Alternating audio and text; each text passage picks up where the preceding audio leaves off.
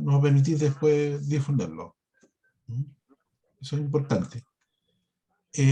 Bueno, mi nombre es Álvaro Ibanco, me va a tocar ser moderador a petición de igualdad en este conversatorio. Como decía recién, estamos listos para empezar, pero para eso tengo que salir primero yo de aquí.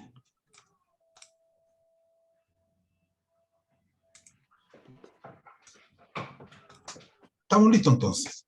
Bien, les doy la bienvenida a todas las personas, a todos y todas los presentes hoy día en este conversatorio convocado por Aprobemos por Chile y el Instituto de Igualdad. Tenemos hoy día dos interesantes invitadas para conversar de un tema que tiene que ver con el derecho a la ciudad y a la vivienda en la nueva Constitución. La idea, como decía, es tocar, entrar en este tema que son derechos absolutamente novedosos para el derecho constitucional chileno. En la actual Constitución del 80 no aparecen, y son una innovación en la propuesta de Constitución presentada por la Convención el 4 de julio. Por eso para nosotros es muy importante tratar este tema, poderlo conversar, ¿no es cierto?, y hacerlo parte de la campaña por el apruebo en que estamos todos comprometidos durante este periodo. Como decía, tenemos dos grandes invitadas, las voy a presentar unos minutos más. Antes de eso quiero dejar con ustedes a Fernando Kraus, secretario ejecutivo del Instituto de Igualdad, para que nos salude también y nos dirija algunas palabras. Fernando. No más de 2 minutos. Muchas gracias, Álvaro. Junto con Álvaro, soy parte de un equipo dentro del Instituto de Igualdad que ha estado animando la conversación, la discusión sobre los temas constitucionales, buscando en primer lugar contribuir al debate informado sobre la constitucional. Obviamente el Instituto de Igualdad es un instituto del Partido Socialista de Chile y como tal tiene una posición política y ha hecho un esfuerzo por alimentar la discusión y los argumentos a través de distintas iniciativas presenciales, en comunales, regionales, o sea, en la orgánica del PS, pero sobre todo de manera abierta en distintas instancias y organizaciones sociales que nos lo han solicitado. Y bueno, estamos haciendo ese esfuerzo, como lo están haciendo muchas compañeras y compañeros y personas que comprenden la necesidad de lo que está, o lo que está en discusión. Así que, siendo un día viernes en la noche, reitero el agradecimiento que ha hecho Álvaro a nuestras dos invitadas. Creo que son dos personas con una tremenda trayectoria, y Álvaro se referirá, y con una conversación que espero sea muy útil a aquellas personas que nos han solicitado que esta grabación les llegue una vez que se concrete todo el conversatorio. Nada más que agregar. Por favor, Álvaro, vamos a lo concreto, como dicen por ahí. Estás muteado. Aquí nos están mutando. Ya, ahora sí. Como decía, el derecho a la ciudad y la vivienda en la nueva Constitución. Tenemos dos invitadas, Paulina Zabal y Mari Carmen Tapia, dos profesionales que han desarrollado una larga trayectoria en el tema de vivienda, territorio y ciudad. Por eso la hemos invitado, digamos. Paulina Zabal, asistente social de la Pontificia Universidad Católica, fue ministra de Vivienda durante el gobierno de la presidenta Bachelet, fue subsecretaria de Bienes Nacionales y ha tenido una larga trayectoria política y profesional en el ámbito de la vivienda. Esperamos por ello, digamos, contar con su experiencia, digamos, en este tema. Y, como decía, y en todo lo que podamos aportar al debate que está habiendo, que como decíamos recién, no solo es un debate técnico, sino también político. Y además nos acompaña Mari Carmen Tapia Gómez, que es arquitecta de la USACH, ¿no es cierto?, si no me equivoco, ¿ya? Y es directora de la revista Crítica Urbana, una revista de contenido internacional, ¿no es cierto? Además, hoy día ocupa el cargo de jefa del Centro de Estudios del MIMBU. También es una persona que tiene, de hecho, un doctorado en Cataluña, si no me equivoco, ¿no es cierto?, en el ámbito de la vivienda y la ciudad.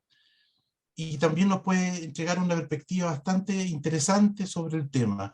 La idea de invitar a Paulina y a Mari Carmen es básicamente que ambas nos puedan entregar cuál es la visión que tienen ellas de estos nuevos derechos que están incluidos en la nueva propuesta de constitucional, y podamos también responder las dudas que han ido apareciendo en el trabajo cotidiano de esta campaña. Dudas que tienen que ver con los temores de la gente, muchos de ellos inducidos, ¿no es cierto?, por la campaña del rechazo, pero también por, como decía, la necesidad de comprender derechos novedosos que no estaban presentes hasta el día de hoy en nuestra legislación constitucional. Le vamos a pedir a Paulina y a Mari Carmen que hagan una exposición de alrededor de 10 minutos cada una, ¿no es cierto? Y a posterior poder abrir un espacio de diálogo, de conversación, de preguntas, de opiniones de todos los participantes. Esa es la idea de lo que estamos hoy día. Así que, como decía Fernando, vamos al grano. Quiero darle en primer lugar a Paulina, ¿no es cierto?, la invitación para que comience cuando tú quieres, Paulina. Tienes 10 minutos para participar y entregarnos tu opinión, tus palabras. Paulina. Bueno, muchas gracias. En primer lugar a Igualdad por la invitación a este diálogo. Agradecer también la posibilidad de compartir con Mari Carmen en este espacio y por supuesto agradecer fundamentalmente a quienes hoy día se interesaron por el tema y nos están acompañando. Yo quiero compartir una presentación, creo que lo podemos hacer acá, muy cortita para poder de alguna manera representar o explicitar por qué creo que la incorporación en el proyecto de nueva constitución del derecho a la vivienda y a la ciudad importan cambios significativos en lo que hoy día estamos viviendo como país en esta materia, y importan cambios significativos respecto de la ampliación de los derechos de las personas. Y en ese sentido partir por decir que creo que hay un tema de contexto que es muy importante, que es cómo ha sido abordada la vivienda en la actual Constitución y en el actual Estado subsidiario que hemos venido desarrollando como país desde el tiempo de la dictadura. En el modelo subsidiario la vivienda es entendida como un bien no solo para incorporar en las personas un mejor habitar, sino que es entendida básicamente como un bien de consumo. ¿Y dónde se expresa esto? En primer lugar, en la Política Nacional de Desarrollo Urbano del año 1979 se asume que el suelo no es un recurso escaso, que su uso queda definido por su mayor rentabilidad y que es el mercado el que regula la actividad urbana. Y eso ha significado para nuestro país el crecimiento inorgánico de nuestras ciudades, pero también ha tenido fuertes efectos sobre los temas de segregación socioespacial que vivimos cotidianamente en nuestras ciudades. En segundo lugar, en el periodo de la dictadura, una fuerte represión a las tomas de terreno combinada con una erradicación forzada de los campamentos que estaban en las ciudades, y por lo tanto lo que nosotros hoy día vemos de la conjunción de sectores más vulnerables y de poblaciones de menores recursos en los bordes de las ciudades, especialmente en el área metropolitana, empieza a desarrollarse en ese periodo y se va consolidando con el tiempo. En tercer lugar, la acción del Estado es una acción subsidiaria, porque el Estado es subsidiario y por lo tanto el eje de la política habitacional es el subsidio habitacional, que consiste en un aporte que el Estado le hace a las personas que carecen de recursos para que, combinado con su ahorro y un crédito hipotecario, puedan adquirir una vivienda en el mercado. En tercer lugar, hay un elemento importante, que es que este subsidio se combina con un alto nivel de focalización social, lo cual hace entonces que las personas que tienen un subsidio habitacional o que acceden a las viviendas del Estado terminen habitando juntas, porque en definitiva se va reuniendo en un mismo lugar, en un mismo territorio, en un mismo barrio, a las personas de escasos recursos, y se va de alguna manera también conformando un proceso de estigmatización de aquellos barrios de viviendas sociales. Luego tenemos el tema de que la vivienda, la única forma de adquirir la vivienda es la vivienda nueva y en propiedad. El sector privado tiene a su cargo la construcción de las viviendas y de alguna manera la demostración más importante de los déficits habitacionales se expresa en el allegamiento, que es una de las realidades más dramáticas cuando termina la dictadura y se inicia el periodo democrático. Detrás de este modelo, lo que hay son un conjunto de supuestos que tienen que ver con que el Estado tiene un rol subsidiario cuando el mercado no resuelve los temas. En segundo lugar, que el subsidio habitacional no solo es un aporte a la adquisición de una vivienda, sino que también es un activador de la economía, y esto es muy importante en el proceso, que el sector privado construye mejor y a menor precio que el Estado, y que el ahorro es muy importante porque estimula la responsabilidad de la familia. Este tema, la comprensión de la vivienda y la ciudad en el Estado subsidiario, es muy relevante para entender por qué es tan trascendental esta modificación que se está proponiendo en la nueva Constitución. Porque vamos a ver que en todo el periodo democrático se han hecho múltiples adecuaciones a las políticas habitacionales y las hemos visto incluso ocasionadas por crisis, como el tema de Bajos de Mena en un determinado momento, u otras crisis que han habido, y esos cambios han apuntado sistemáticamente a mejorar la calidad de las viviendas, a mejorar la localización de los barrios de viviendas sociales, a gestionar de una forma distinta el suelo, a diversificar los modos de acceso. Sin embargo, nunca hemos podido modificar la estructura sobre la cual esas políticas se asientan, que es, como tal hemos dicho, el rol del Estado como subsidiario. Y es así como Chile es un país reconocido, en primer lugar por haber tenido en el año 90, cuando se asume la democracia, un déficit habitacional muy alto, fundamentalmente de allegamiento, aproximadamente 770.000 viviendas solamente en el déficit cuantitativo, de haber tenido un sostenido disminución de ese déficit, y por lo tanto la imagen de que este modelo era un modelo tremendamente exitoso y empieza a ser copiado por muchos países. Sin embargo, tenemos dos situaciones que son altamente complejas. En primer lugar, estamos viviendo el efecto inverso hoy día, y ese déficit empieza a aumentar sistemáticamente, pero quizás lo más complejo, tal como lo advirtió en el año 2018 la relatora especial para la vivienda adecuada en la Asamblea General de las Naciones Unidas, el programa de subsidios públicos que en Chile ha imperado, si bien ha permitido el acceso a la vivienda con seguridad en su tenencia a muchas familias, de una manera absolutamente contradictoria, ha provocado un gran legado de segregación y aislamiento de los sectores vulnerables en las periferias urbanas. Y aquí tenemos un ejemplo. La región metropolitana de Santiago, con estos colores más oscuros, mostrando cómo las viviendas sociales se van emplazando en los bordes de la ciudad, y si miramos una imagen de un conjunto importante de viviendas sociales, que en este caso es Bajos de Mena, vamos viendo estos conceptos de segregación, homogeneidad, falta de equipamiento, que se van repitiendo y van generando lo que hoy día es nuestro principal drama a nivel de las ciudades. Es entonces, así como la relatora especial plantea que es indispensable hacer ajustes a la política habitacional para garantizar el derecho a la vivienda. Y esto se plantea no solamente por parte de ella, sino que además nosotros como país participamos de un conjunto de instancias internacionales donde el centro de la conversación está precisamente en cómo garantizamos en nuestra región y en el mundo el derecho a la vivienda. Y es así como suscribimos la nueva agenda urbana en la Convención de Hábitat 3 en Quito en el año 2016, donde derechamente los países declaramos nuestra voluntad de crear ciudades y asentamientos humanos justos, seguros, sanos, asequibles, accesibles, resilientes y sostenibles. O también hablamos, en el caso del plan de acción de nuestra región, de consolidar ciudades y asentamientos humanos donde todas las personas puedan ejercer en plenitud todos los derechos y libertades.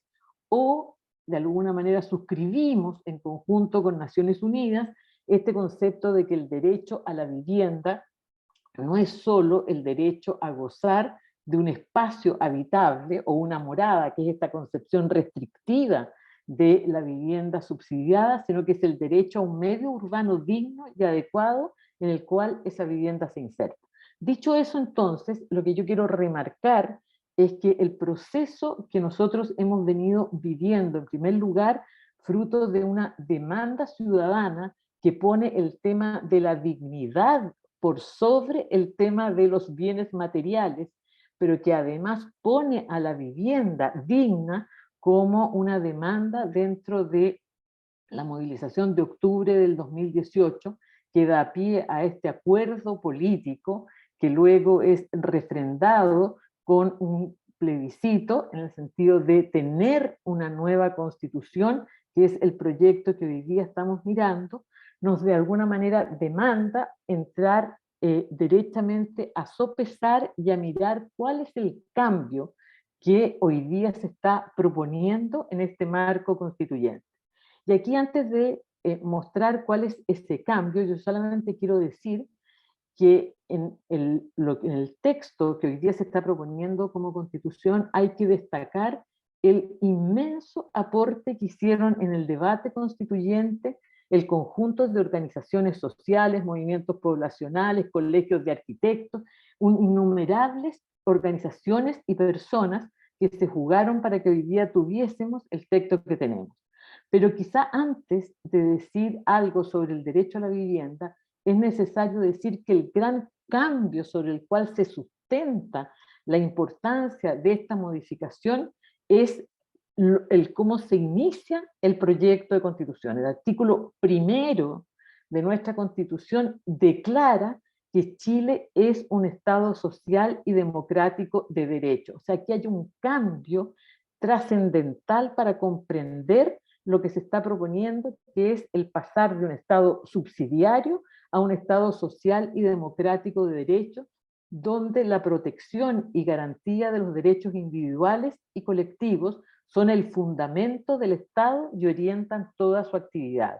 Así entonces, en este capítulo 1, en cuyo primer artículo se declara este cambio del Estado, se va luego desglosando cada uno de los derechos a los cuales todos los ciudadanos que habitan en esta larga y angosta faja de tierra tienen derecho, y el rol que el Estado cumple respecto de aquellos.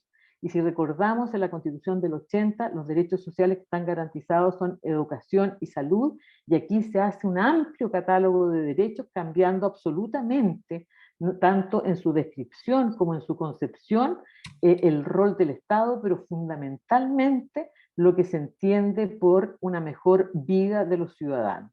Y entonces, en ese contexto, cuando se habla del derecho a la vivienda, y esto es muy interesante, no se dice que toda persona tiene derecho simplemente a una vivienda, sino que a una vivienda digna y adecuada. Es decir, desde el principio se le señalan los atributos que esa vivienda debe tener y el fin de que permitir que las personas tengan una vida personal, familiar y comunitaria adecuada. Luego remarca este rol del Estado, en el sentido de que el rol del Estado tendrá un rol mucho más activo para asegurar el goce universal y oportuno de este derecho, a lo menos en lo que dice relación con la habitabilidad, con el espacio y equipamiento suficiente, la disponibilidad de servicios, la asequibilidad, la accesibilidad, la ubicación apropiada, la seguridad de la tenencia y la pertenencia cultural de las viviendas. Y nos damos cuenta que hay una absoluta armonía con lo que antes señalamos es la manera en que hoy día a nivel internacional y a partir de la Declaración de Derechos Humanos se conciben los derechos económicos y sociales y particularmente el derecho a la vivienda. Y se profundiza aquello diciendo que el Estado podrá participar, o sea, ya no es este Estado que delega en otros, sino que podrá participar en el diseño, la construcción, la rehabilitación, la conservación y la innovación de la vivienda, que el Estado debe garantizar la disponibilidad del suelo necesario para la provisión de una vivienda digna y adecuada, y que habrá una ley que establezca los mecanismos para impedir la especulación en materia de suelo y vivienda.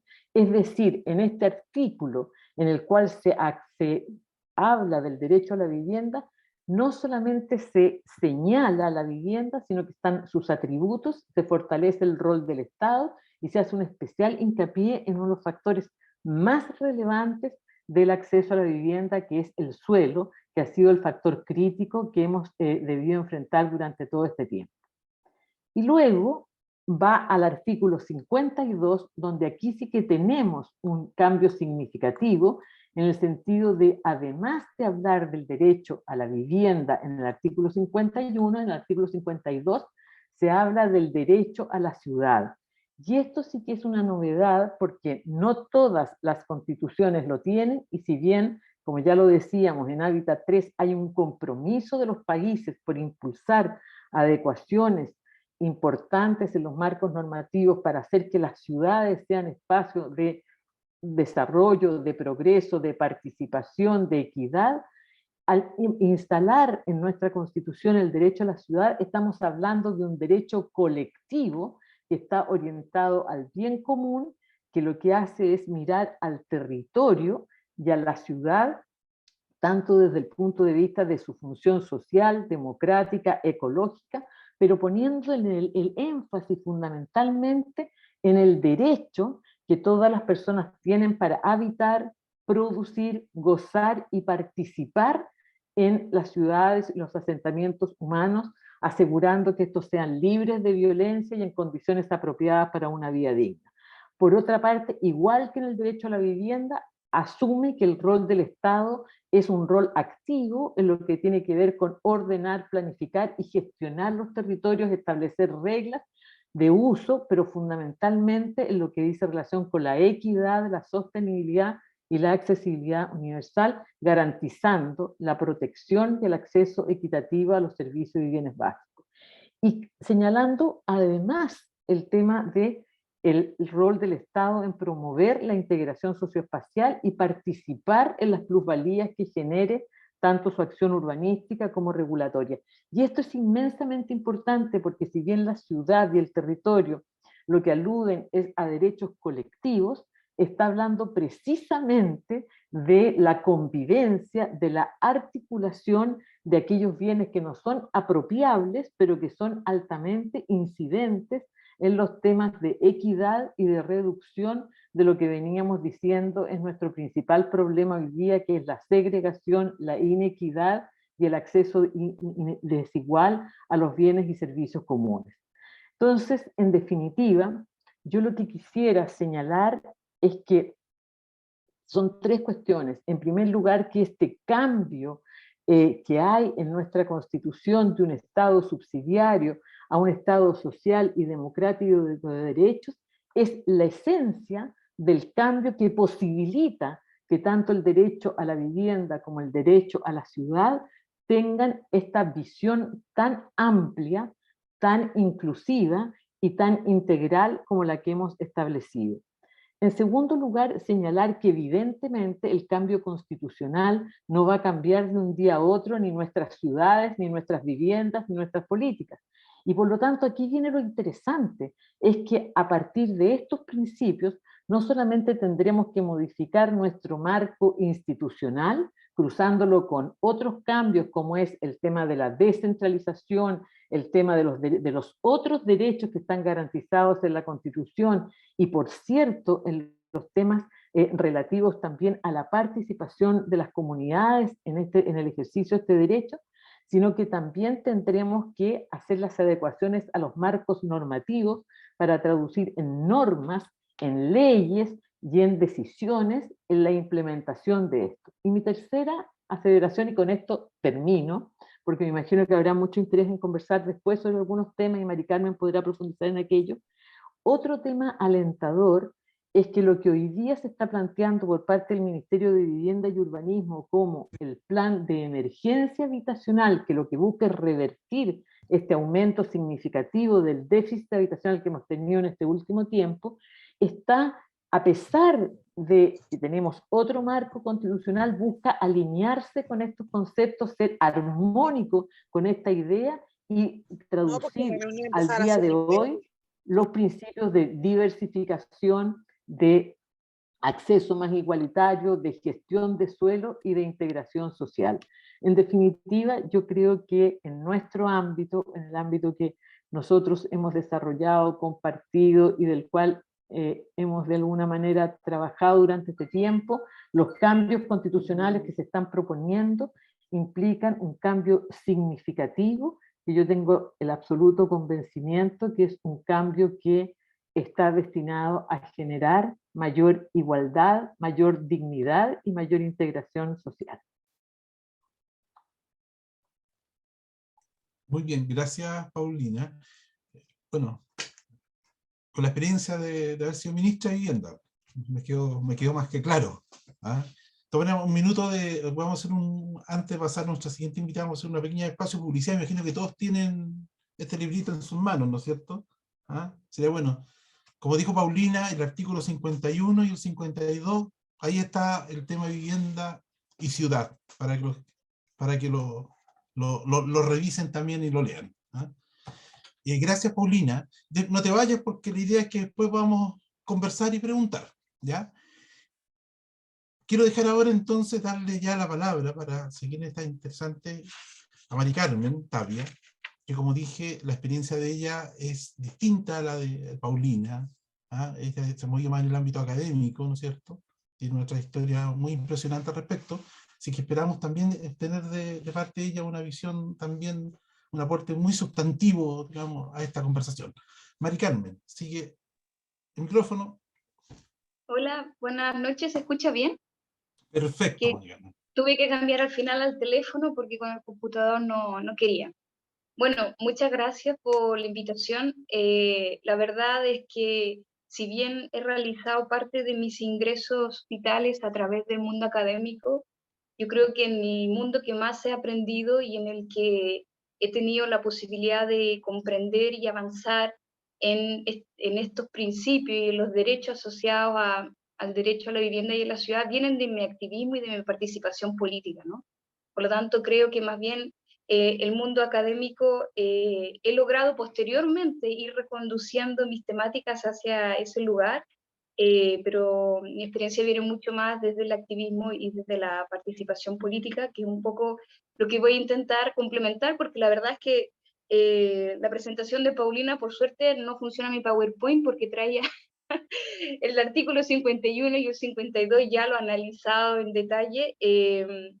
Y parte de mi conocimiento también son los 4 años que me tocó trabajar junto a Paulina en el Ministerio de Vivienda y Urbanismo cuando esta discusión era muy incipiente y encontramos diversos problemas y justamente la Constitución era una barrera permanente para avanzar.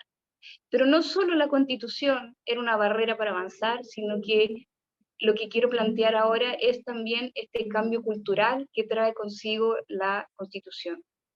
Porque creo que el cambio constitucional debe entenderse desde dos aspectos fundamentales, porque nos lleva a saber dónde poner nuestros esfuerzos y dónde tener la discusión hoy en día. Y tiene que ver justamente con que la actual constitución ha creado una realidad jurídica, que justamente Paulina explicaba, ¿no? Esta nueva constitución habilita, incluso obliga y genera responsabilidad específica en el Estado para actuar en cuestiones de vivienda, y de ciudad, pero también en general del territorio, desde una base de los derechos humanos que hasta ahora no tenía. Por lo tanto, es una posibilidad de cambiar la realidad jurídica sobre la que se sustentan muchos de los elementos que hoy día podemos criticar de nuestras ciudades y de la inequidad territorial. Y también asociado a esta realidad jurídica, la Constitución también ha creado una realidad cultural. Y esa realidad cultural, por mucho tiempo hubo una naturalización de un abuso, una naturalización de ser abusado, ¿no? Y eso, entender esta realidad jurídica y cultural es importante porque es una disputa que va a estar permanente en nuestras discusiones y que hay que romper ciertas realidades, hay que romper ciertos esquemas mentales. Todos los conflictos socioambientales, la segregación socioespacial que conocemos, la inequidad de acceso a equipamiento y servicios públicos que vemos entre una ciudad y otra, la deficiencia de la calidad urbana de ciertos barrios, la incapacidad de responder a una deficiencia también en las viviendas, la carencia de vivienda por no acceder a la que existe en el mercado, o los enormes tiempos de traslado que significa moverse cuando estamos en lugares que no están localizados en términos de los lugares de estudio y los lugares de trabajo, o también los espacios que encontramos fuertemente contaminados en nuestra propia ciudad de Santiago, pero también en otras ciudades vemos como son zonas de sacrificio. Todos estos elementos son parte constitutiva de cuando estamos hablando del derecho a la vivienda y el derecho a la ciudad, y buscan atender a estos problemas que no son muy comunes. Y cuando digo que es un cambio cultural, y un cambio político, y un cambio jurídico en la Constitución, es porque en cierta forma el modelo económico actual ha generado un modelo territorial y un modelo urbano determinado que tiene todas estas deficiencias y todos estos problemas. Y este modelo urbano también ha generado una manera reconfigurado o predeterminado las relaciones y ha roto el tejido social también de nuestras ciudades, ¿no? Entonces, cuando hablamos de vivienda y de ciudad, siempre son dos elementos que están unidos, ¿no? La vivienda no puede ser desacoplada del sistema completo de la ciudad, porque entendemos que dónde se localiza y la calidad de esta, la calidad del entorno son elementos sustantivos que permiten el ejercicio de los derechos de las personas. Son condiciones necesarias para el ejercicio de esta vida en dignidad, en igualdad y no discriminación, que son los derechos humanos. Por lo tanto, entendemos la ciudad como el lugar donde se configuran espacialmente y físicamente los derechos, principios y obligaciones de la Constitución. Y este entorno físico, como decía anteriormente, es el que permite o no el ejercicio de los derechos humanos y predispone e influye en relaciones humanas, relaciones que se basan en una igualdad o no, en una discriminación o no, en el bien común o no. Y obviamente vemos hoy un cambio necesario en términos de las bases sobre las cuales estamos construyendo nuestras ciudades, nuestros barrios.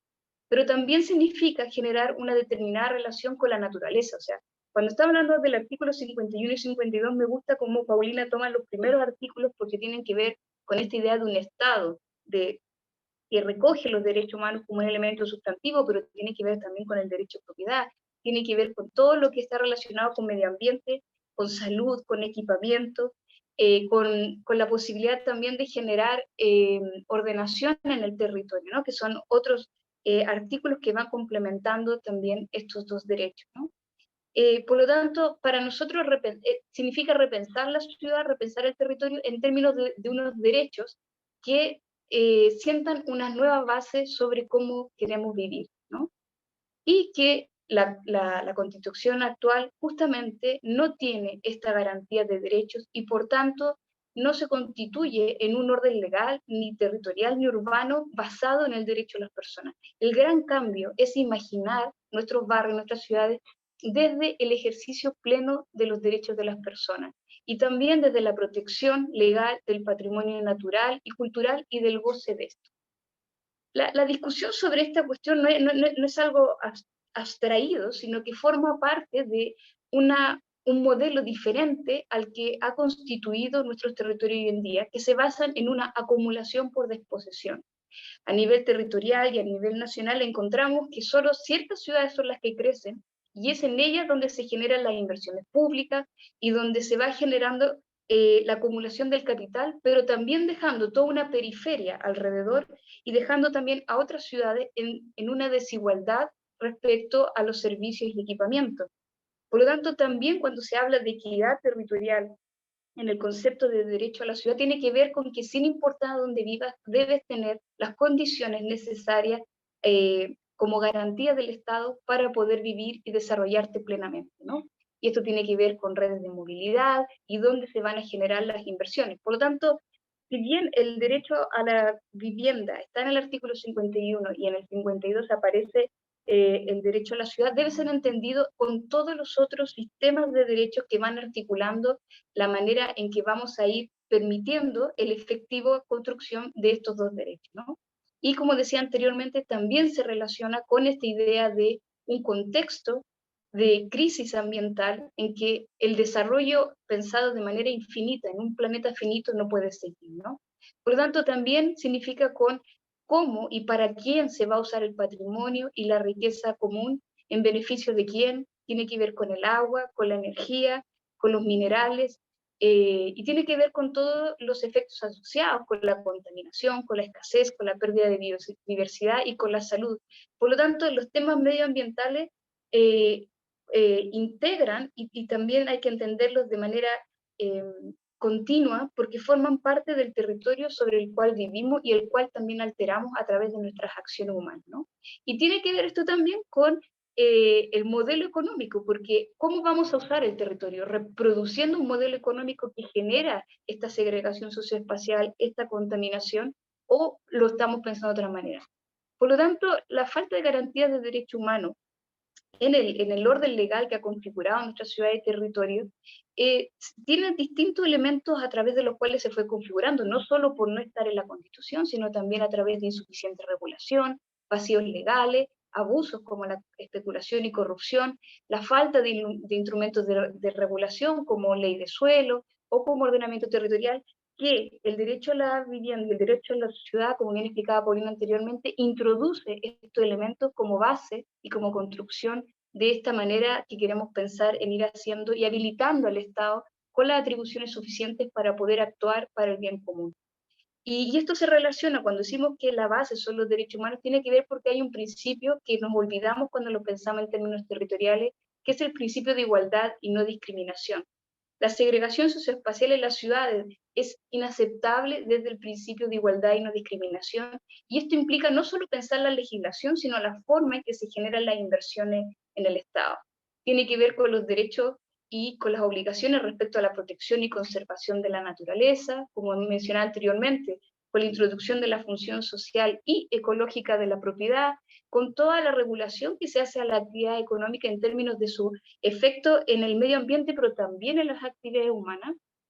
También con el derecho a participar en las plusvalías que se mencionaba anteriormente, el derecho a la información, a la participación, el derecho al agua y saneamiento, al uso y goce del patrimonio natural. Por lo tanto, el derecho a la vivienda adecuada y el derecho a la ciudad forma parte de muchos derechos que deben ser simultáneos y, como bien se explica, los derechos humanos están interrelacionados y son indivisibles, ¿no?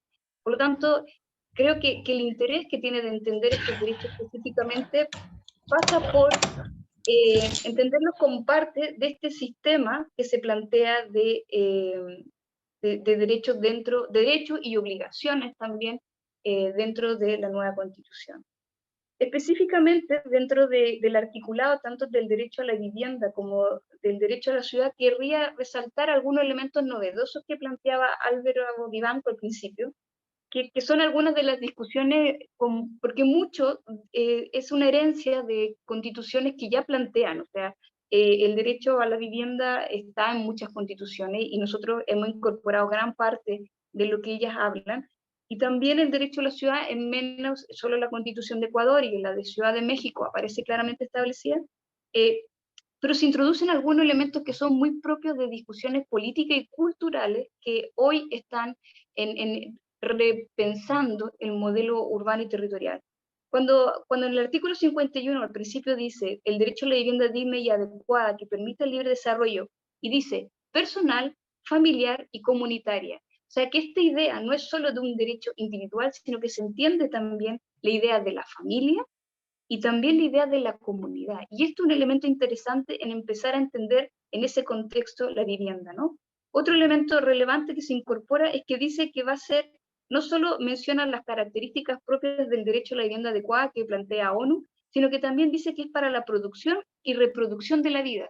Y esto es una herencia y toma de los movimientos feministas esta idea de que el centro de nuestra articulación pública va a estar justamente en los cuidados y en la reproducción de la vida, ¿no? Que es tarea que nos toca principalmente a las mujeres. Como ya decía Paulina, se habilita al Estado para participar en el diseño, incorpora la idea de suelo que es necesaria porque no da lo mismo donde se construya una vivienda, y también, muy interesante, que incorpora los mecanismos para impedir la especulación, que es uno de los problemas que hoy día vemos de falta de acceso a suelo bien localizado por los altos costos que significan para el Estado. En términos del derecho a la ciudad, como ya decía, justamente se basa en esta idea de que son los derechos humanos y que van a ser las condiciones que permiten el ejercicio integrado dentro del espacio, pero incorpora tres verbos interesantes en el punto 2, que dice habitar, producir, gozar y participar. Y esto es importante porque no solo tenemos derecho a habitar, sino también a producir. Eso significa que no solo son las actividades económicas las que son los motores y generadores de la vivienda y de la ciudad, sino que también las personas debemos contar con las capacidades, con el apoyo del Estado para suplir nuestras propias necesidades. y esto está relacionado con procesos de autoconstrucción, cooperativa, autogestión y otras cuestiones que son relevantes en términos del modelo económico asociado a la producción de la ciudad.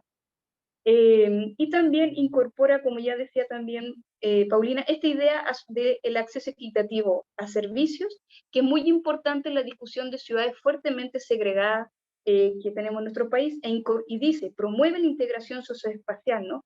Genera una acción específica contra la segregación que hoy día conocemos, e incorpora también la idea de la plusvalía que genera la acción urbanística y regulatoria, que significa que toda acción de inversión o de cambio regulatorio que implique un aumento del valor, un porcentaje de ese aumento del valor formará parte también de la riqueza o del arca pública que permita seguir generando desarrollo en cada uno de los territorios.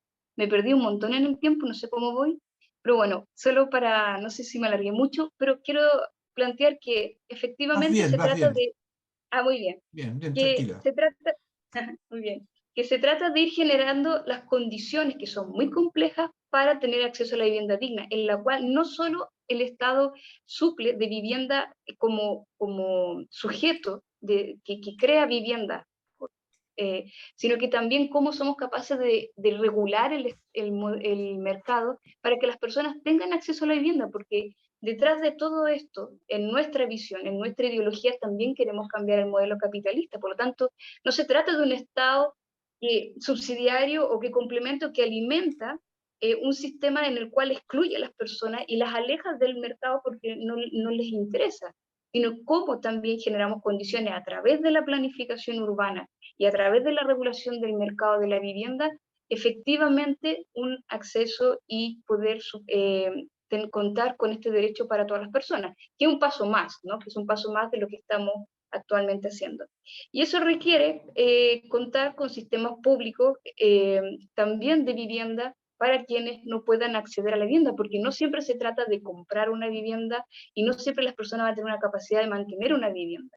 Y esa también tenemos que dar respuesta a personas que por razones desde salud, edad o distintas condiciones nunca van a formar parte del mercado y tampoco queremos que lo sean, sino que forman parte de la complejidad de nuestra sociedad.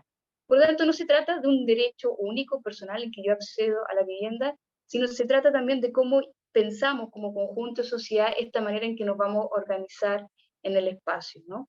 En cuál es la localización adecuada, en términos de acceso a bienes y servicios, pero también para nuestra salud y para nuestra seguridad. Y significa que el Estado pueda tomar las decisiones basadas en los derechos humanos, en la igualdad y la no discriminación, ¿no? Y esto se relaciona con con dónde van a estar las viviendas, sobre cuántas viviendas son las adecuadas para no generar segregación, incluso discutir sobre la densidad y el precio que tiene hoy la vivienda en el mercado, ¿no? Y esto pasa por contar con vivienda pública, que también aquí ha venido la distorsión de la discusión, que muchos países incorporan la vivienda pública como parte de esta fórmula para dar solución a personas que no tienen capacidad de acceder a la vivienda de mercado. Pero en la discusión más moderna también está en la regulación del mercado de la vivienda, tanto en su venta como en su arriendo. Para no alargar más y permitir sobre todo de ida y preguntas para quienes hemos estado en la calle, la discusión es bastante más sencilla que todo lo que estamos hablando, pero creo que es interesante que tengamos esta discusión porque, como decía, es una cuestión, es un cambio cultural también de cómo entendemos. Y yo creo que aquí una invitación a que todas las personas que están aquí y poder contagiar a otros en participar en esta construcción de nuevas ciudades que tiene que ver con reconstruir los tejidos sociales, con participar del barrio y con ser activo en poder recuperar la vida comunitaria. O sea, es un cambio cultural, es un cambio político, pero que pasa también por nuestra propia acción de involucrarnos con los espacios que vivimos. Muchas gracias. Está silenciado, Álvaro. Uno no se acostumbra a esto todavía. Entonces, quiero darle gracias a Paulina y a Mari Carmen. Han sido dos presentaciones que merecen un aplauso. Ahí está Fernando de motivador. ¿Ah? Queremos dar ahora pasar un espacio de preguntas, porque le pidió a Maricarmen lo mismo que le pedí a Paulina, no se vaya, ¿ya? Tenemos en este momento 26 personas conectadas, ¿no es cierto? Que se han mantenido impertérritos este rato. Algo de publicidad, eso sí, el minuto publicitario, para la gente de La Pintana, que hay un compañero de La Pintana por ahí, mañana a las 19 horas hay un conversatorio con algunos convencionales también en la sede de paréntesis, por si acaso. Me acaba de llegar ahí, entre todas las cosas que nos están llegando por los WhatsApp de distintas actividades en distintos lugares. Bueno, queremos dar paso entonces para que podamos conversar, podamos hacer preguntas, podamos entregar nuestra opinión, ¿no es cierto? Y aprovechar la presencia de Paulina y Mari Carmen en nuestro encuentro. Así que son las 20:25, la idea es que estemos unos 20 minutos más, aprovechemos de hacer las preguntas, conversar y intercambiar opiniones. Así que abrimos, digamos, la manito ahí, los que quieran opinar, ¿no es cierto? Para empezar. Fernando, quiero opinar de inmediato, Fernando, me parece bien. No opinar, no, voy a preguntar, en realidad. Va a preguntar, Fernando. Sí, en Venga. realidad voy a preguntar, y quizás se pueden acumular varias preguntas y así optimizamos mejor. Yo tengo dos preguntas, una para Paulina y otra para Mari Carmen, y parten todas del mismo escenario. Despertamos, o sea, ya la noche del 4 de septiembre salimos a celebrar que tenemos aprobado un nuevo texto constitucional. O sea, aprobamos. Y la pregunta, ante la dimensión de lo que ha sido expuesto acá, de los cambios que se requieren, es, para Paulina, ¿cómo imagina el proceso de transformación que esto significa, digamos, ¿no? En términos de la actoría, de los roles del Estado, de los roles de la sociedad civil, y de los roles también del capital representado en las, digamos, en las empresas que invierten y que constituyen un espacio relevante dentro de la sociedad chilena, que tienen un poder. ¿Cómo nos imaginamos que eso va a ir transformándose, ¿no? Y segundo, para Mari Carmen, bueno, ¿cuál es la prioridad? Al día siguiente nos despertamos el 5 de un gobierno que tiene un plan, pero ahora va a tener otra constitución, tiene más margen, menos margen. ¿Cuál es la prioridad para poder abordar este tema? Realmente es un gobierno que va a poder cambiar, va manejando y tiene que al mismo tiempo de repente pasa de un auto, no sé, de mecánico a un auto de otro tipo, no sé cómo llamarlo, digamos. Eso, solamente para motivar una conversación del imaginario y también poder plantear a las personas que tratan de abordar este tema respecto del futuro inmediato, bueno, ¿qué es lo que va a pasar después? ¿En qué me va a beneficiar esto? ¿Cómo cambia? ¿No? Eso. Muy bien, vamos a juntar con una pregunta. Eduardo Miranda y quiere también acercarnos una pregunta. Vamos a que pregunte Eduardo y ahí le damos la palabra a Paulina y a Mari Carmen. Sí, bueno, primero agradecer esta instancia, ¿ya? Va a ser muy útil porque como vamos a tener la grabación para distribuirla que eran amigos de varios comités, digamos, y solamente más que una pregunta, simplemente hacer, aprovecho que el compañero hablaba del tema del paréntesis, la actividad que hay mañana en Batallón Chacabuco, dice 13.700. Si alguien va a ir, confirmar bien la dirección porque el 13.700 va de norte a sur, ¿ya?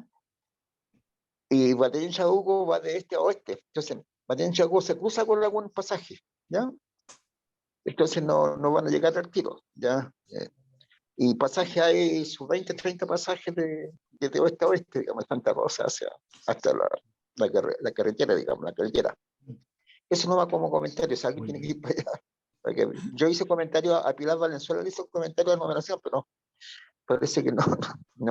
Ahí tenemos un problema de ciudad, ¿no es cierto? Claro. Eduardo, cuéntanos. No, eso, era eso. Muy bien. Agradecer, Era una agradecer la aclaración instancia. técnica. Bien, entonces Hacer un Paulina. pequeño comentario. Si alguien... Muy bien. Paulina. Sí.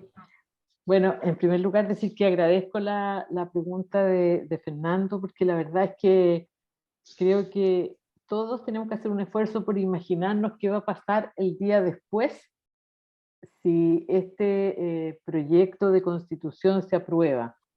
Y en primer lugar, yo creo que tenemos que asumir que el proceso constituyente ha sido complejo, ha generado altas expectativas, pero también tenemos que asumir que estamos viviendo un momento crítico desde el punto de vista económico en el mundo y también en nuestro país, también una circunstancia no resuelta, que son los efectos de la pandemia, y sin duda alguna, también tenemos que asumir que gane el apruebo va a significar un proceso importante de rearticulación de las mayorías nacionales, etc. En ese contexto, asumiendo un tema muy importante que dijo Mari Carmen, que es que la Constitución nueva no solamente va a importar en este ámbito y en muchos otros un cambio político, sino que y un cambio institucional, también va a importar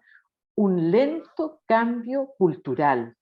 Y creo que lo estamos observando todos, o sea, los sectores que se oponen a el tema de la nueva constitución han tomado el tema de la vivienda por un lado ultra sensible, que es imponerle a la población un temor respecto de que esta nueva constitución va a significar expropiar viviendas, que no van a haber viviendas en propiedad, etc.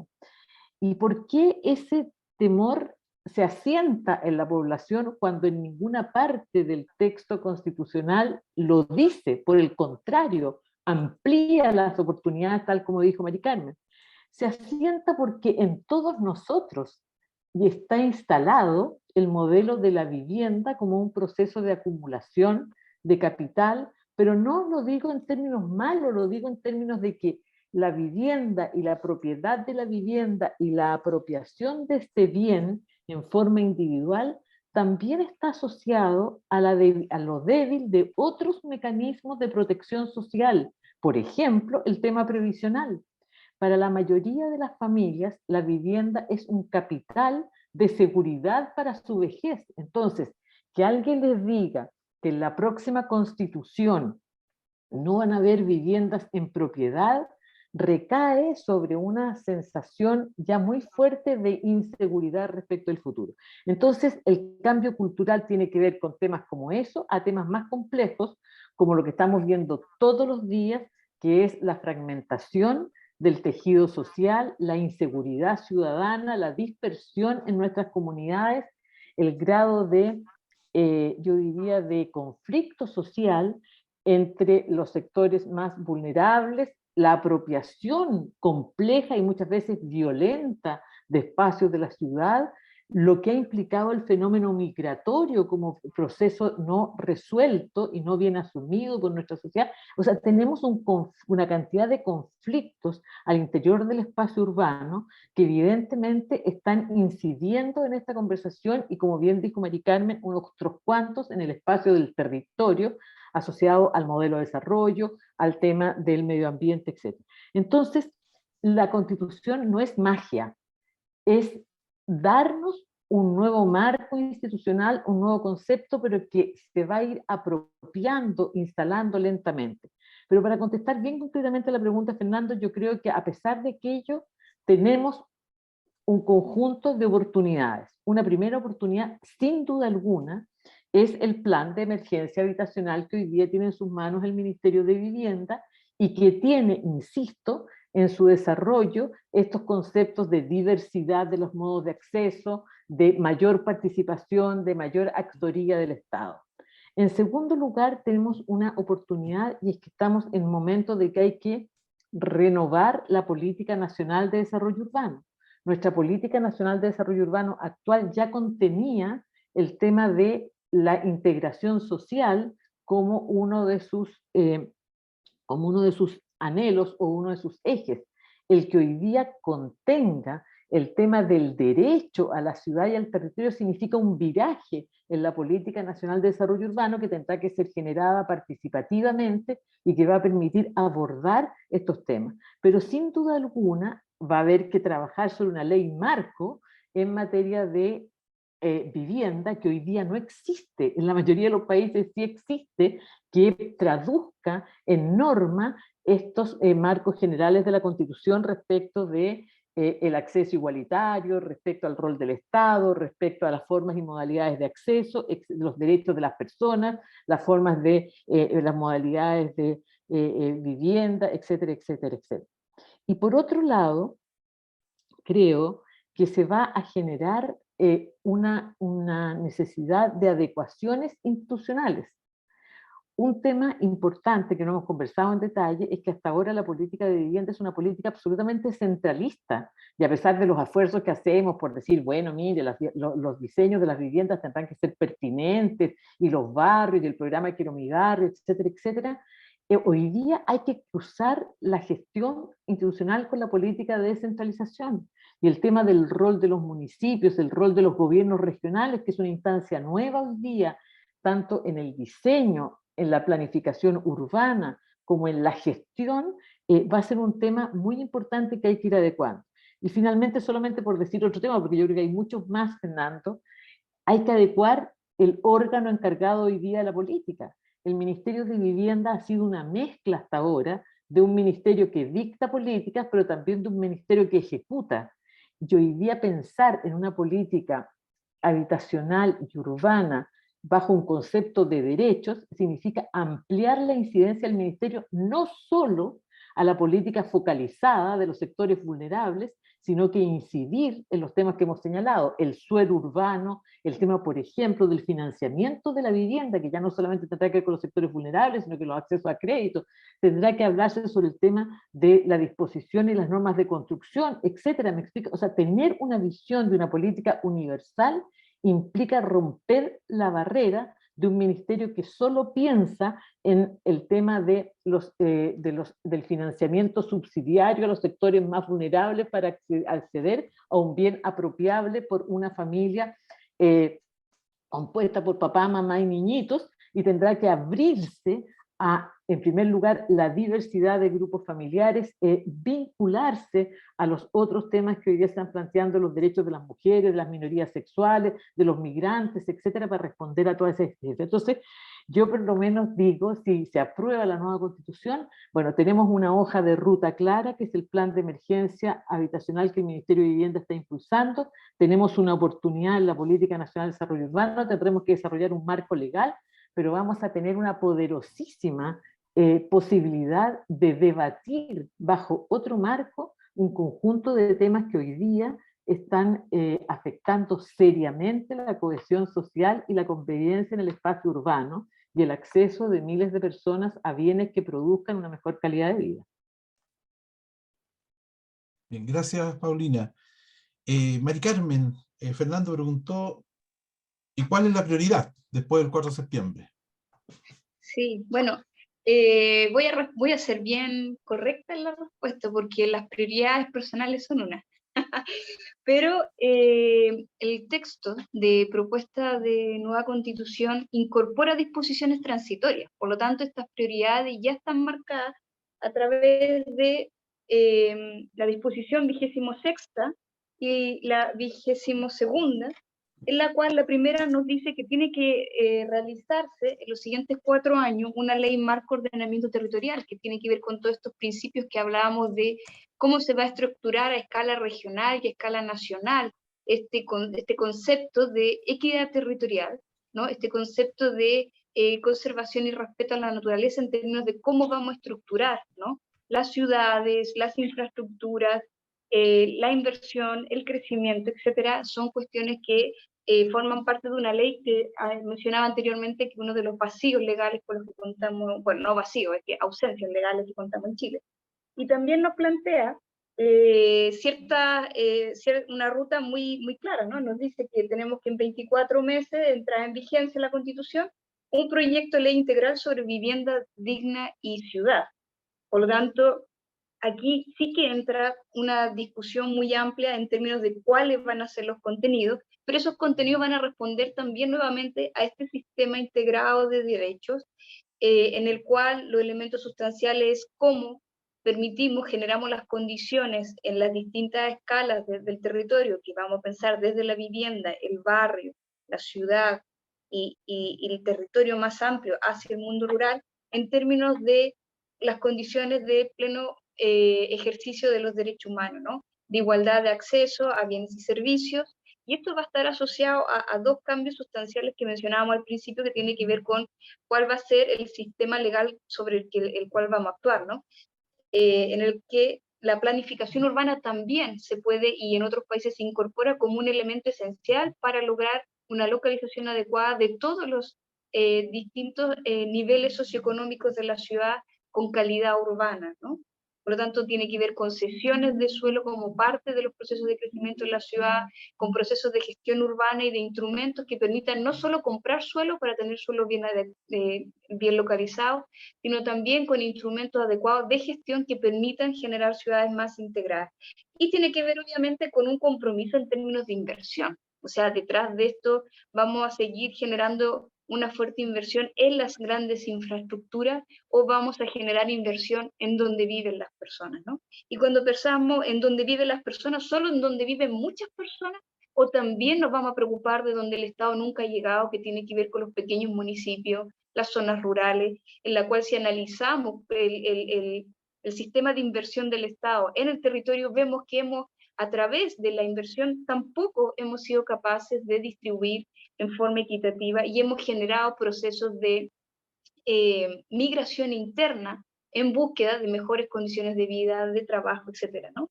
Y esto tiene que ver con lo que planteaba también Paulina, que tiene que ver con una cuestión mucho más amplia, ¿no? Que efectivamente como ministerio, como sector, implica una integralidad de situaciones en la cual hay que actuar, en la que es muy necesario asumir como Estado, ¿no? El ministro Carlos Monte, justamente a partir del plan de emergencia habitacional, en el que tuve no sé cómo se puede decir, la alegría y el honor de poder participar en su elaboración, estamos planteando que es un problema de Estado, ¿no? Porque implica que hay que resolver intersectorialmente los problemas, no es solo de vivienda y urbanismo, es también del MOB, es de seguridad, es de salud, de educación. En otros países son ideas más integradas de cómo los equipamientos del Estado, equipamientos de calidad pública, se distribuyen en la ciudad. Y efectivamente, esta cuestión de la intersectorialidad, de cómo vamos a generar una inversión pública integrada que permite revertir los procesos de segregación urbana, pero también de segregación rural, y asociado, por supuesto, a todo el proceso de descentralización pendiente de nuestra ley, que tiene que ver también con cómo generar las condiciones para que las regiones puedan efectivamente asumir las atribuciones que esta ley les permite, entendiendo como una actuación integral. Yo creo que cuando hablaba de cultural, no es solo por dejar de pensar en que es natural que las personas de menores recursos vivan en peores condiciones,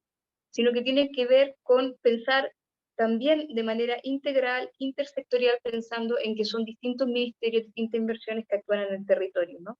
Pero en términos como puramente, cuando digo que va a ser correcta, efectivamente nosotros contamos con disposiciones transitorias que nos dicen que tenemos que tener una ley de ordenamiento territorial, un proyecto de ley sobre vivienda digna y adecuada, tenemos que generar casas de acogida para víctimas de violencia de género, y también contar con un sistema integrado de suelo público, en el cual también obliga a que todas las entidades públicas que tengan suelo van a tener que informar al Ministerio de Vivienda y Urbanismo antes de su venta, para asegurar que efectivamente pueda ejercer facultades para la ejecución de proyectos habitacionales en este suelo.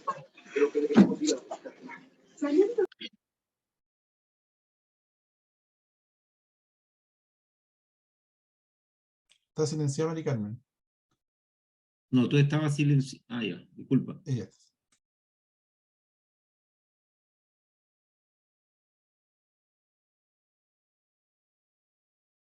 Sigue silenciada, Mari Carmen. ¿Ahí sí? Sí, ahora sí. Ya, ahora sí. Bueno, que como decía, tiene que ver con avanzar en las disposiciones transitorias que ya plantea la propuesta de nueva constitución, y obviamente en cómo ir generando esta visión desde los derechos humanos y entendiendo la ciudad, los barrios, la vivienda como una condición necesaria para su ejercicio, una inversión pública integrada para generar las sinergias adecuadas que permitan con mayor velocidad generar una reversión de la segregación urbana y rural, y esto asociado a esta intersectorialidad y descentralización que mencionaba anteriormente, Paulina. Muy bien, gracias Mari Carmen. Tenemos a Miguel Silva ahí con la manito levantada hace rato. No sé si hay otras personas que quieran, compañeros que estén presentes, quieran a preguntar. Mientras tanto, Miguel, que te llevaste rato ahí esperando ya. Buenas noches a ustedes. Yo soy de la comuna de Paine, dirigente de Comité de Vivienda. Conocí a la señora Paulina cuando fue ministra en el gobierno de la señora Michelle Bachelet, y tuvimos alguna conversación, puesto que el proyecto no era viable desde el punto de vista económico en ese momento, pero tuvimos solución, conversado con ella, ¿ya? En ese tiempo. Pues bien, hay dos cosas que de alguna forma se ha respondido en la exposición que han hecho. Cuando yo levanté la mano no estaba respondida, pero que es una preocupación. Primero, tiene que ver con la propiedad de la vivienda, que es una situación donde yo estoy viviendo, que es una de las viviendas, de los proyectos de vivienda que entregamos con Tecnoingeniería en esos años.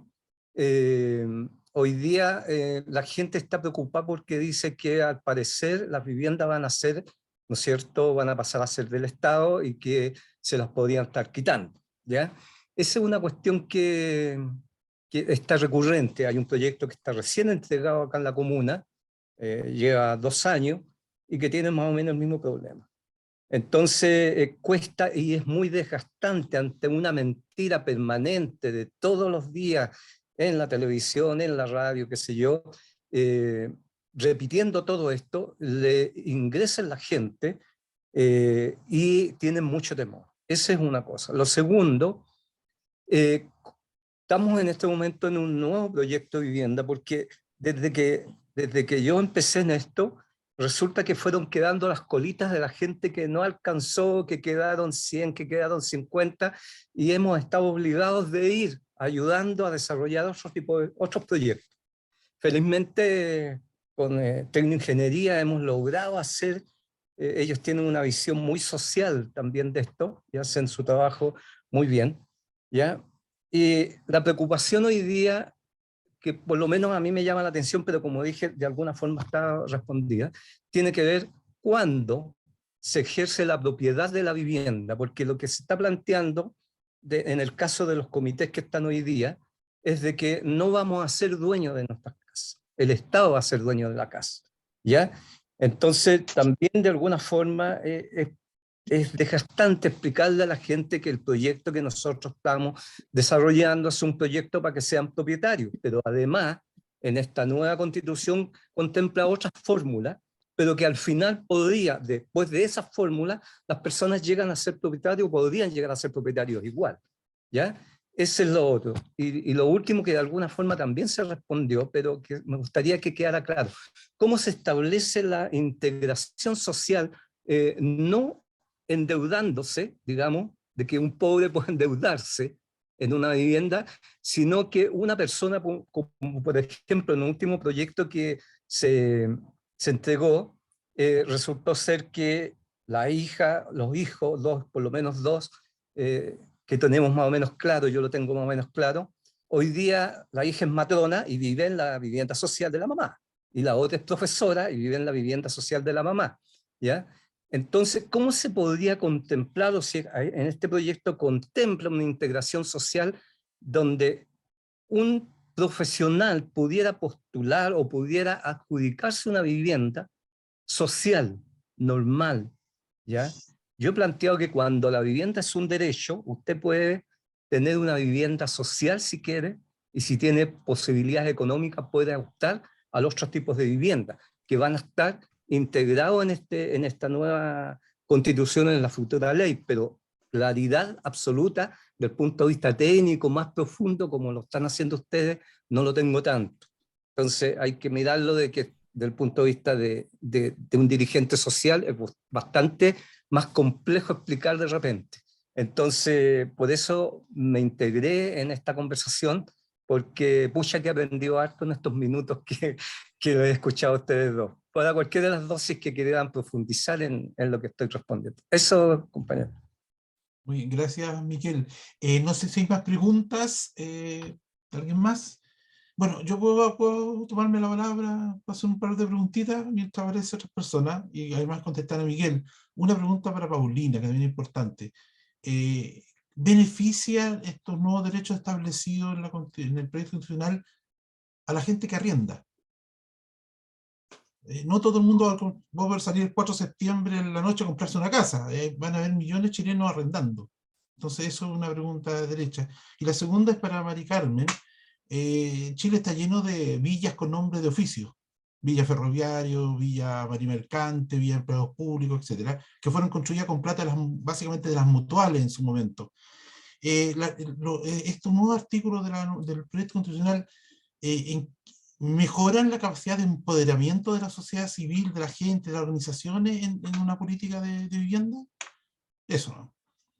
Así que, Paulina, Mari Carmen, Paulina. Oye, qué buenas las tres preguntas que se han hecho. Mira, yo creo que hay tres temas que se han planteado en las dos preguntas que se han hecho, que son claves, tanto desde el punto de vista de la campaña que se ha hecho para desestimar el proyecto de nueva constitución, pero también son claves para mostrar la potencia que tiene este proyecto. Lo primero es este temor, que yo creo que es increíble, sobre el sentar temor sobre la población respecto de que les van a quitar las viviendas que ya tienen. No sé si, yo creo que ya ni nos acordábamos de lo que es la palabra campaña del terror, pero esto sí que es campaña del terror. Yo pensé que esta conversación podía salir y voy a volver a compartir pantalla porque copié el artículo del proyecto constitucional sobre el derecho de propiedad. Y si nos damos cuenta, el artículo 78 establece claramente que toda persona natural o jurídica tiene derecho de propiedad en todas sus especies y sobre toda clase de bienes, salvo, dice, aquellos que la naturaleza ha hecho comunes: el aire, los bosques, el mar, pero también aquellos que son comunes no por la naturaleza, sino por la norma, que son las calles, los bienes que se llaman de uso público, y aquellos que la Constitución declare inapropiables, que pueden ser otros, por ejemplo, los humedales o otros bienes que se quiera proteger, las minas, etc. Pero dice que corresponderá a la ley el modo de adquirir la propiedad, sus contenidos, sus límites y deberes, conforme a su función social y ecológica. O sea, habrá una ley que regulará cómo se adquiere, cómo se tasa una propiedad, cuál es el trámite jurídico, cuál es el rol de las distintas instancias, etc. Pero lo más importante que dice, ninguna persona puede ser privada de su propiedad, sino en virtud de una ley que autorice la expropiación por causa de utilidad pública o interés general. Esto es exactamente lo que tenemos hoy día, que es, por ejemplo, cuando se determina que en el plan regulador de una ciudad está establecido que un área es un área expropiable porque por ahí va a pasar una calle. Pero, por lo tanto, no existe la arbitrariedad, ni mucho menos se posibilita la apropiación de lo que ya es propio. Y dice que siempre, en caso que eso ocurra, el propietario tendrá derecho a que se le indemnice por el justo precio del bien expropiado y también podrá reclamar ante los tribunales de justicia. Entonces, yo quiero señalar que no hay cambio, Miguel, ninguno, respecto de lo que hoy día hay en materia del derecho de propiedad en lo que refiere a que a alguien le podrían arbitrariamente quitar su propiedad. Lo que sí es importante y lo que sí es novedoso es que cuando se establece que hay bienes que son inapropiables, es decir, que no son posibles de apropiarse por una persona, se agrega no solamente la función social, que es lo que hoy día estaba, sino que la función ecológica de la propiedad. Y eso lo que está buscando es proteger ciertos bienes que son frágiles desde el punto de vista del desarrollo de la naturaleza, y como bien dijo Mari Carmen, nuestra nueva constitución es más robusta en materia de protección del medio ambiente. Es el primer tema. Entonces, esta campaña del terror sobre el tema de la apropiación por parte del Estado de los bienes que las personas tienen, yo creo que hay que combatirla fuertemente. En segundo lugar, me parece súper interesante lo que está planteando Miguel respecto de este temor que se ha instalado, que ahora para siempre el Estado va a solo construir o disponer de viviendas por medios que no son la propiedad. Es verdad que hay países, especialmente los países europeos, donde la vivienda social, la vivienda de interés social, es fundamentalmente de alquiler protegido. No es el caso de Chile. En Chile el tema de la propiedad de la vivienda está absolutamente instalado. Llevamos muchos años con el tema del sueño de la casa propia, y se ha ido instalando en nuestro corazón y en nuestra cabeza, e insisto que el tema de la propiedad muchas veces está asociado también a la seguridad del futuro, por el tema de las bajas pensiones, etcétera, etcétera. Pero lo que sí pone este proyecto constitucional, y eso es muy importante, es que no sea la propiedad la única forma, es decir, es todo al revés. Es que hasta ahora el tema de que la vivienda sea solo en propiedad y unifamiliar ha discriminado a importantes sectores de la población que requieren protección del Estado, que requieren habitar en dignidad, que requieren un cobijo adecuado y que no pueden acceder porque no tienen propiedad. Y voy a poner ejemplos rápidos. Por ejemplo, las personas que ya fueron beneficiarias de un subsidio y que por alguna razón lo perdieron. ¿Qué hacen después de eso? Nunca más en la vida tienen derecho a habitar dignamente. Los migrantes, que no saben lo que va a pasar mañana con su vida, porque no saben si se van a quedar, no tienen derecho a habitar dignamente. Los adultos mayores, que ya no tienen tiempo de comprometer un crédito o no quieren vivir solos, no tienen derecho a habitar dignamente. Los muchachos jóvenes, que están recién desarrollando un proyecto de vida y que mañana se irán a estudiar fuera o cambiarán de ciudad, no tienen derecho. O sea, lo que se está planteando, las mujeres que son víctimas de violencia intrafamiliar y que lo que buscan fundamentalmente es protección en un momento determinado, entonces lo que se está buscando es ampliar y diversificar la forma de adquirir, es decir, que no todo sea adquirir en forma individual, en propiedad individual, que también puede hacer el modo cooperativo, el modo comunitario, que no exista solo la vivienda en propiedad, sino también, por ejemplo, el alquiler protegido o las viviendas que hemos hecho durante este tiempo para los adultos mayores como viviendas tuteladas, como viviendas concesionadas. O sea, se está buscando la forma de diversificar y por lo tanto es todo al revés.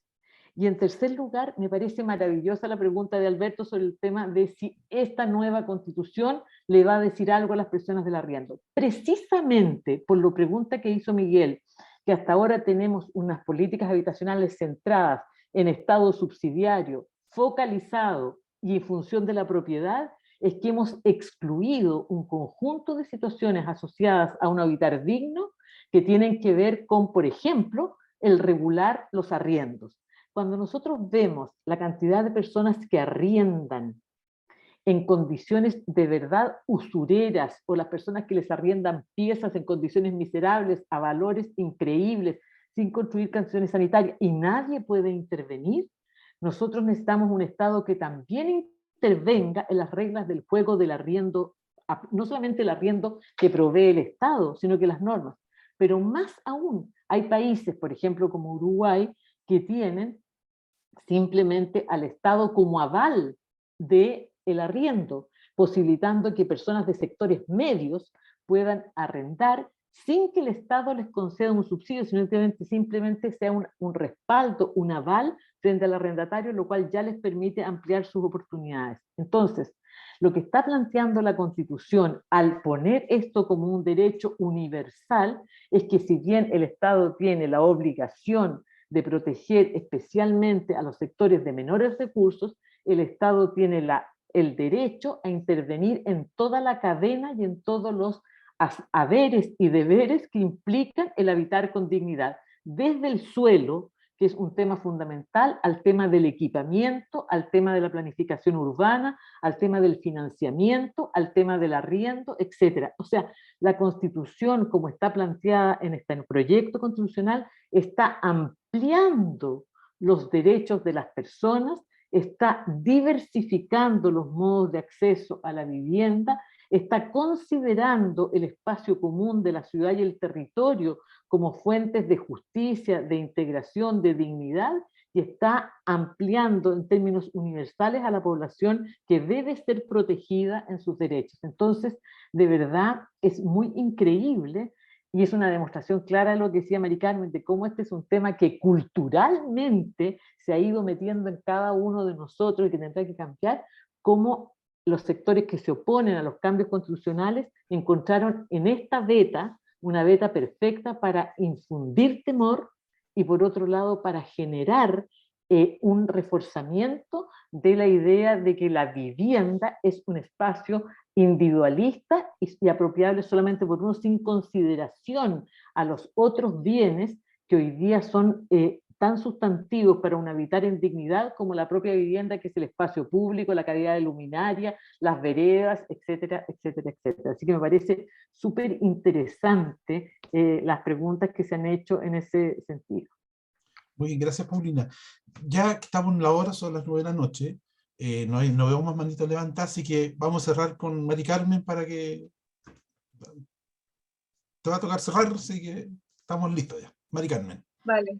Bueno, voy a intentar también contestar o sea, yo creo que esta idea que pusieron de que van a quitar las viviendas es verdaderamente siniestra, ¿no? Porque tiene esa capacidad de penetrar en uno de los miedos más potentes de nosotros, ¿no? De ya tengo donde morir, ¿no? Cuando se tiene la vivienda. Y por lo tanto es interesante cómo la derecha sí tiene claras las condiciones y en lo que se ha convertido la vivienda respecto a la falta de una serie de otros derechos que nos hace depender de una propiedad, que muchas veces tampoco es una propiedad que te va a generar mejores condiciones de vida, sino va a depender mucho de los barrios y de dónde te tocó llegar, ¿no?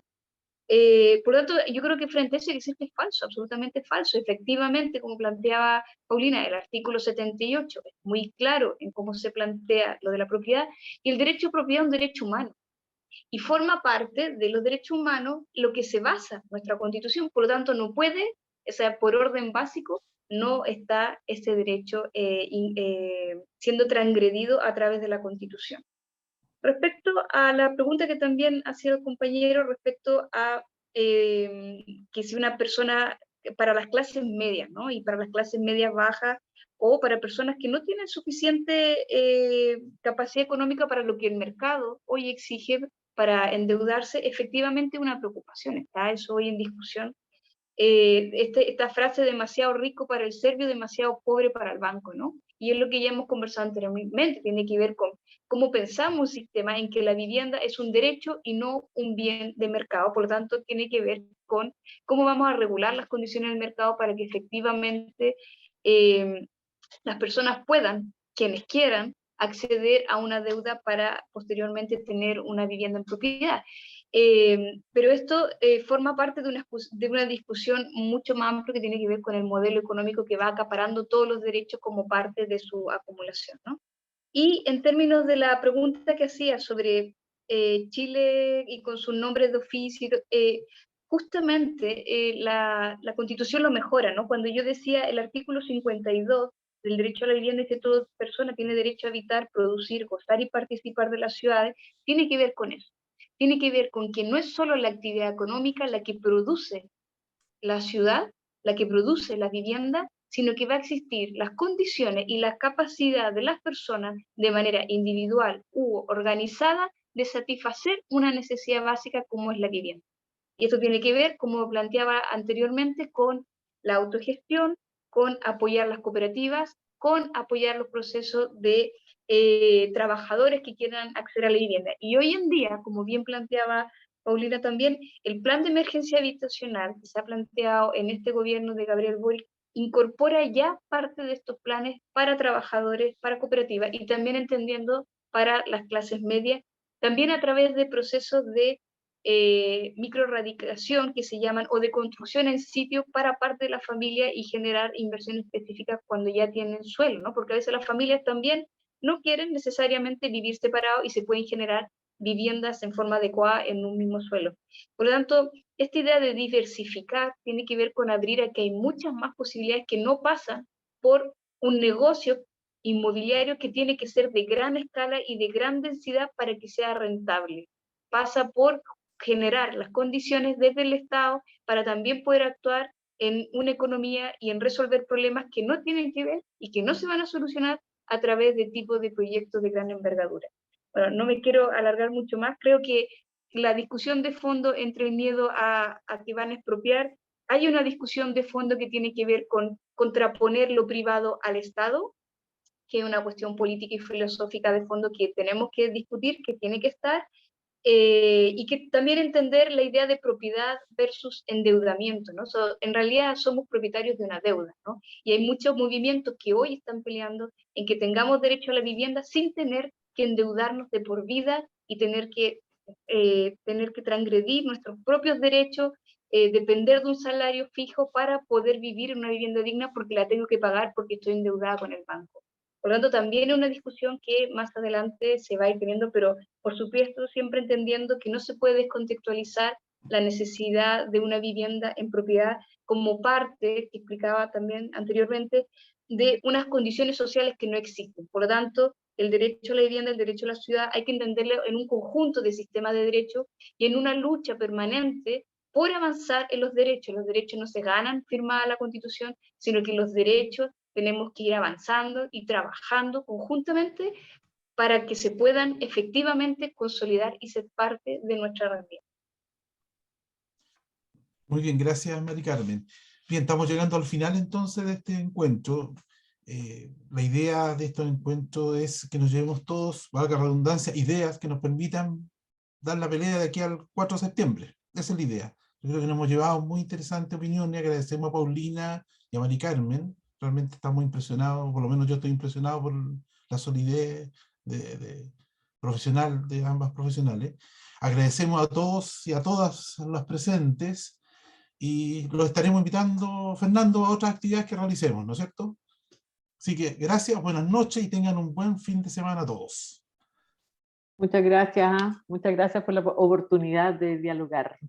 Excelente. Chao, Mari Carmen, Muy chao a todos. interesante. Mucho Gracias. gusto verte, Chao, Paulina. chao. Dios, Mucho gracias gusto. por la Chao, invitación. chao. Adiós, adiós, chao, Presentación. gracias. Chao, compañera. Fuerza, a la calle, A la calle, compañero.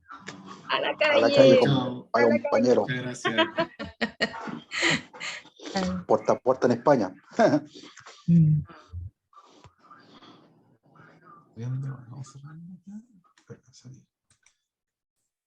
Voy a finalizar. Chao, chao. Ok, chao. Muy interesante. Chao, Fernando. Chao, chao. Chao. Chao, Feña. Chao, Hugo. Chao.